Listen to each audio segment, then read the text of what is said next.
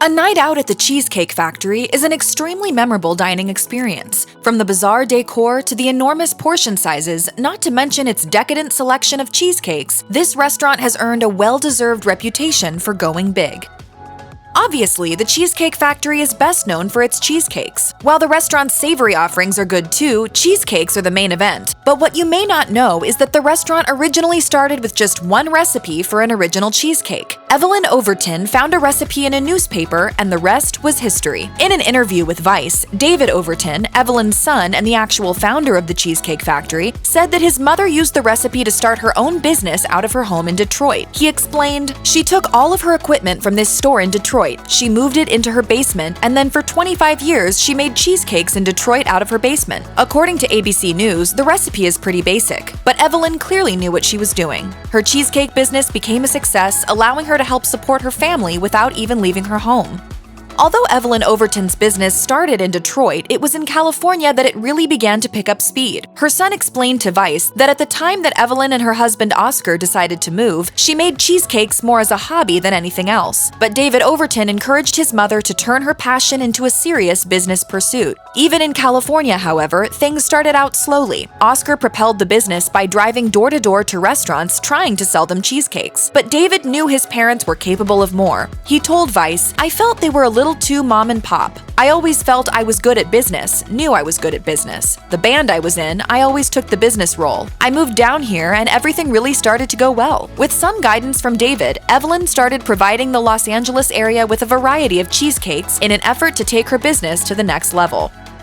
Even though the Overton family had come a long way since Evelyn first started baking cheesecakes in her Detroit basement, the first actual Cheesecake Factory restaurant didn't open until 1978, years after the first official cheesecake was made. The restaurant, a product of David's creativity, opened in Beverly Hills, California. Linda Candiotti, the vice president of guest experience at the Cheesecake Factory, was there on opening day to witness the restaurant's instant success. She shared with Vice, "They were waiting in line in front of our restaurant. I cannot explain it. We opened and were busy from the first moment. People were excited." David agreed, saying, "Literally in 10 minutes, every seat was full and it just kept on going." What was it that made the restaurant so popular? David shared his thoughts with Nation's Restaurant News. "We just struck a chord with people for good, simple, straightforward, fresh food. The menu was so simple. We had a few burgers, a few omelets, a few salads. The one thing that always stood out was the fresh strawberry cheesecake." The restaurant's popularity only grew, and by 1991, the Cheesecake Factory had expanded to having 5 restaurants across the United States, an impressive feat. "You've got to try this cheesecake." Oh, I'm not that much of a sweet tooth. Oh my God, so creamy. Oh. When you consider how widespread the Cheesecake Factory franchise is, it's strange to remember its modest beginnings. Founder David Overton confessed to Vice, "At the beginning, I didn't know it was going to be a chain. I didn't open it to be a chain." However, the popularity of the menu drove things forward. "I didn't really realize what I was doing when I kept putting items on, but the items were good and people liked the big menu. As we figured out how to do that, we got busier. And then I thought, okay, I'll open one a year." Obviously, Overton ended up opening more than one a year. There are now over 200 Cheesecake Factories worldwide.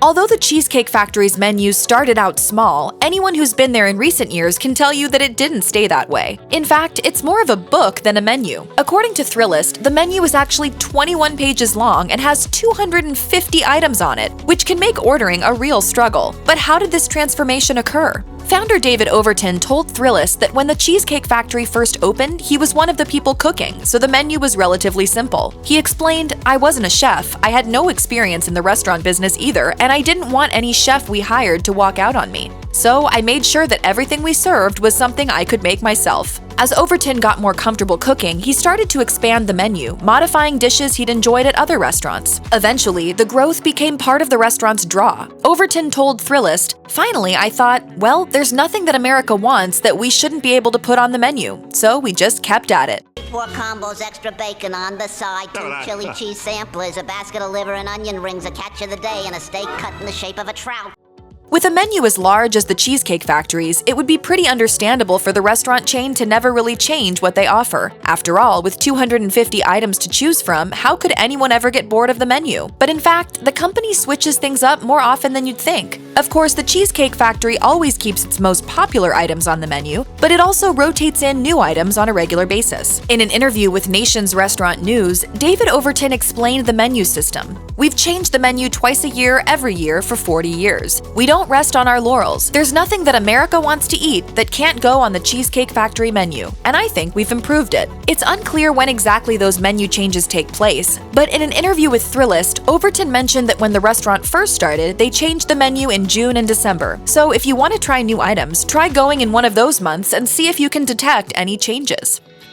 Another characteristic that sets the Cheesecake Factory apart is its decor. Each Cheesecake Factory establishment, whether it's in Los Angeles or Austin, pretty much looks identical to every other Cheesecake Factory out there. But if you believe these interiors leave a lot to be desired, you're not alone. Even Rick McCormack, the chain's designer, knows the decor is pretty awful. In an interview with Eater, he admitted, "If I tried to describe to you what it looks like, you'd probably think it was one of the most horrible-looking places around." What design elements make up the restaurant's Frankenstein-like interiors? McCormack explained, "We have these French limestone floors, then we throw in some Egyptian columns, Victorian beadboard wood paneling, a really eclectic mix, which most people wouldn't be brave enough to try. But fortunately, the way we assembled them, it worked pretty well." Say what you will, but McCormack is right. The bizarre design definitely helps the Cheesecake Factory stick in people's minds. If there's one thing that most everyone who eats at the Cheesecake Factory can agree on, it's that the free brown bread served before each meal is a cut above. It's actually one of two breads in the bread basket, the other being sourdough, but the brown bread is what sets the restaurant apart. According to founder David Overton, we have him to thank for the simple yet appealing appetizer. He told Vice, "I used a very good sourdough guy who was in LA, and I tasted what was then called squaw bread, and I asked him if he could make that for me in the long shape. It turned out to be delicious, and we started serving both breads on the table instead of just sourdough, and people loved it. People love it so much, it's even sold at most grocery stores." According to Delish, you can also request it for any sandwich at the restaurant, no doubt enhancing an already great culinary experience.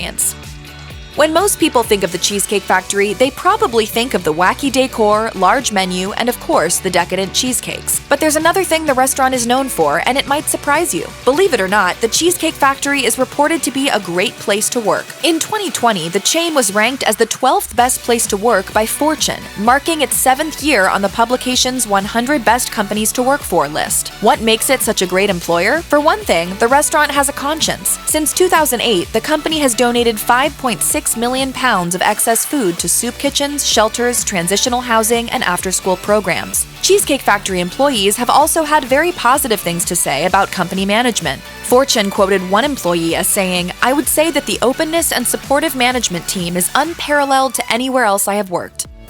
If you've ever found yourself wanting to spend your entire paycheck at Cheesecake Factory, you're not alone. The food may not be the most expensive, but the menu is so exciting that it's not hard to drop some major cash on just one dinner there. That said, you would probably never imagine spending thousands of dollars at the Cheesecake Factory week after week, right? Well, for one professional athlete, that's exactly what an obsession with the restaurant led to. According to Sportscasting, football player Vince Young was known to spend $5,000 per week at the Cheesecake Factory during his rookie year. To be fair, Young would often pay for everyone at his table, and when you consider the fact that his guests were typically fellow football players, his huge food bills make a bit more sense. Besides, who wouldn't want to dig into some cheesecake after a long day of football practice?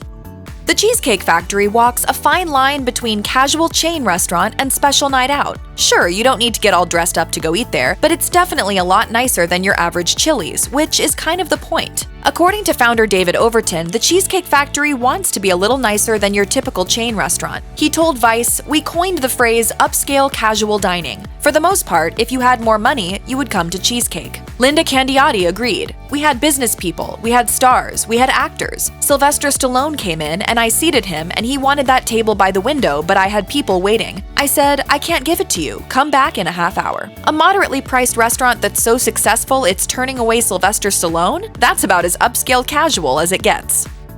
There's one defining feature of the Cheesecake Factory that we haven't mentioned yet. When dining at the restaurant, you may notice that it's nearly impossible to finish an entire Cheesecake Factory entree in one sitting. These These are the biggest salads in the history of mankind. I know. I'm already full and I haven't even made a dent. I'm out of salad. What you may not know is that the restaurant has a reason for that. David Gordon, the president of the Cheesecake Factory, explained to Vice, "The portions are large because we want people to share. We want people to have experiential dining." Founder David Overton says his parents had a hand in the portion sizes as well. He told Thrillist, "Growing up, my parents used to go down to Miami and gush about the large portions they commonly saw down there. Again, I didn't have restaurant experience, but it just seemed like the right thing to do for our business." And really, who doesn't love those big Cheesecake Factory portions that the chain is known for? If you can't finish your meal, you can take it home and eat it later. It's a win-win. Check out one of our newest videos right here. Plus, even more mashed videos about your favorite restaurants are coming soon. Subscribe to our YouTube channel and hit the bell so you don't miss a single one.